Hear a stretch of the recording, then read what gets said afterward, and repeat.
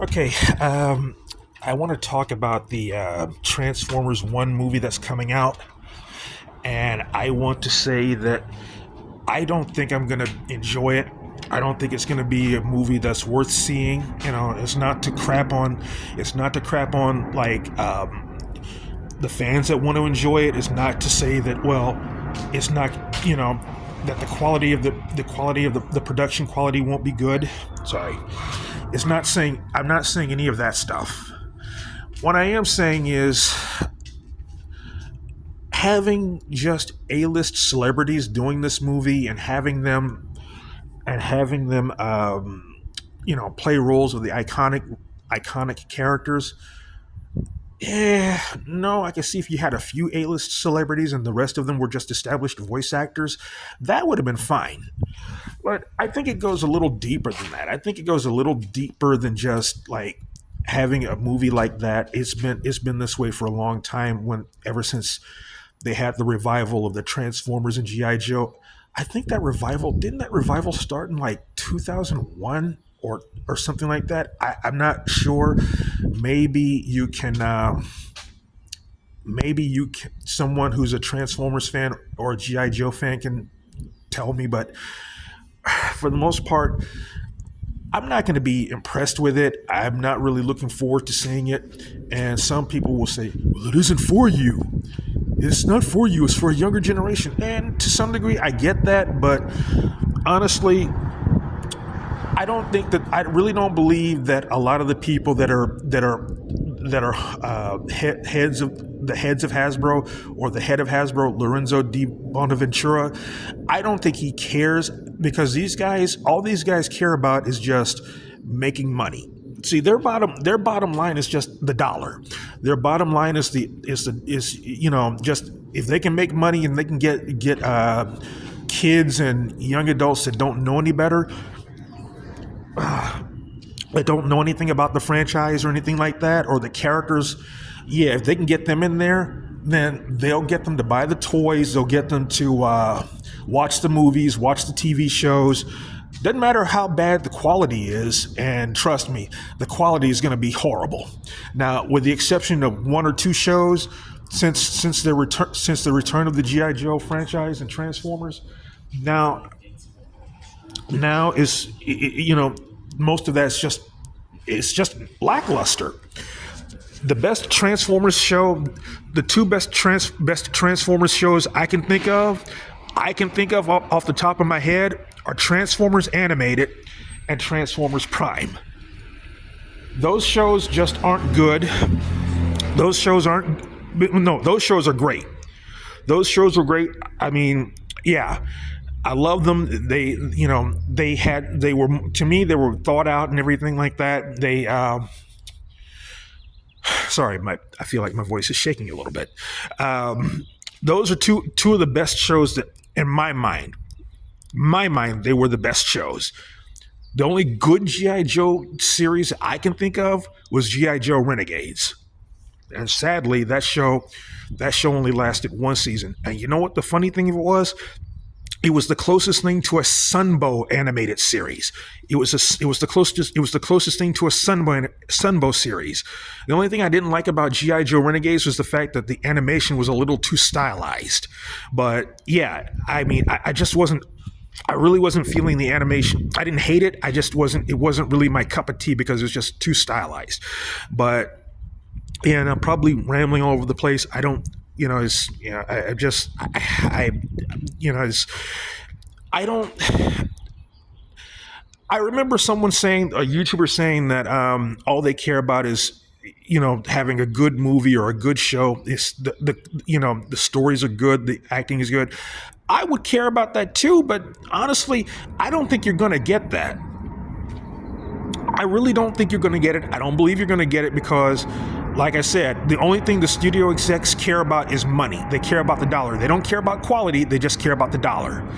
And when you get people that are running these franchises that really don't care about the characters, they don't care about the source material or Hollywood filmmakers, and even the actors, even the A-list actors, you really think they care about these characters? No, They really don't care.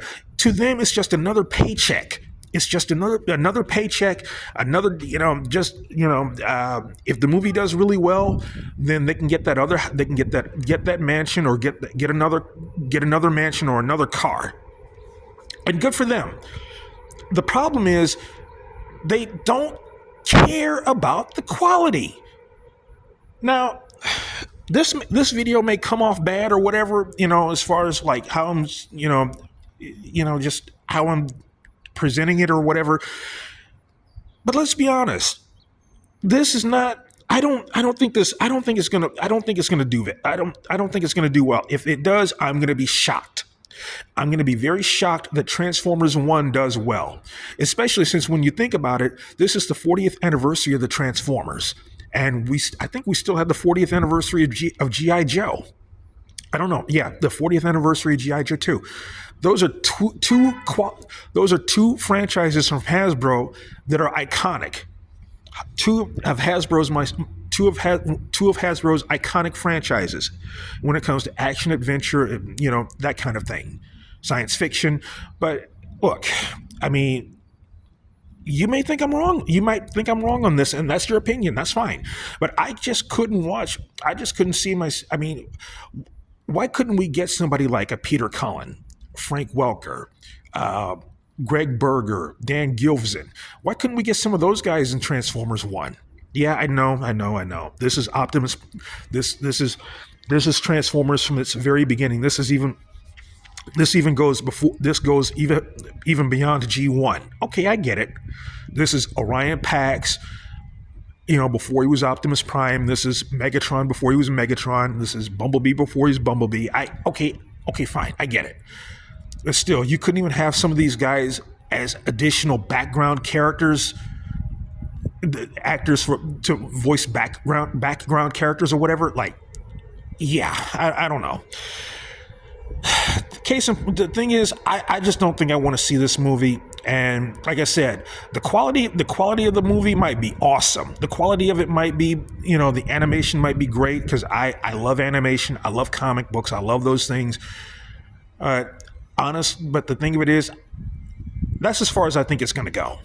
The acting might be pretty good. I don't think it will be stellar because, hey, even though you've got A-list actors in this movie, that doesn't mean just because it has A-list actors doesn't mean it's going to be great.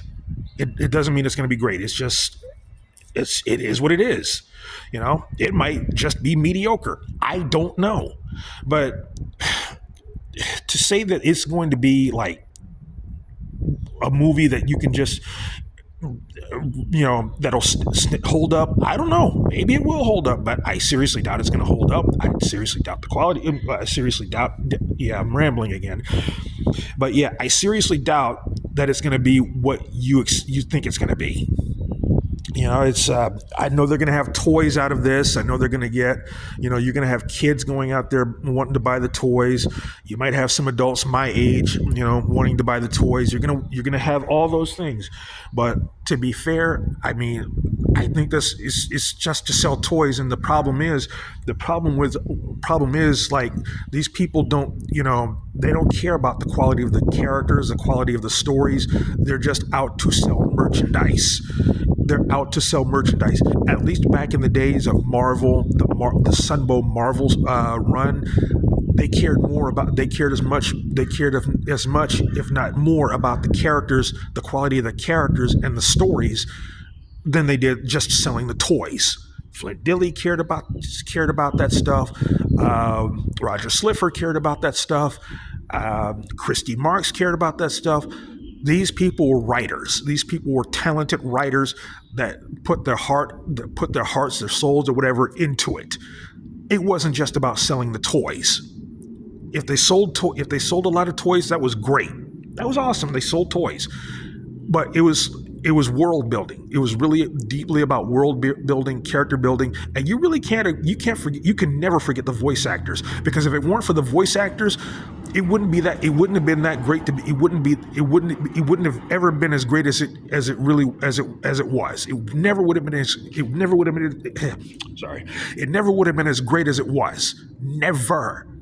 Again, you have to thank guys like Peter Cullen. You have to thank guys like Frank Welker. You have to thank guys like Dan Gilvezan. You have to thank guys like Arthur Burkhart. You have to thank guys like Casey Kasem. You have to thank guys like Michael Bell. You have to thank guys like Corey Burton. You have to think, and you definitely have to thank guys like Chris Latta, who isn't here anymore. And you got a lot of voice actors out there, myself included. Well, I'm not a voice actor anymore, but you've got a lot of guys who grew up on Chris Latta as Cobra Commander in Starscream, trying to emulate his voice. Some are better, some of them are better than others, but guess what? If it weren't for Chris Latta, you wouldn't have any of those guys. You really wouldn't. So I'm just trying to, I really hope, I really hope that you get that. If you get these A-list actors to do these characters and to do this movie, I would really hope that you would have them put as much heart and soul into these roles, into this movie, as they would any other movie they've ever worked on in their lives. I don't think it's going to happen, but only time will tell.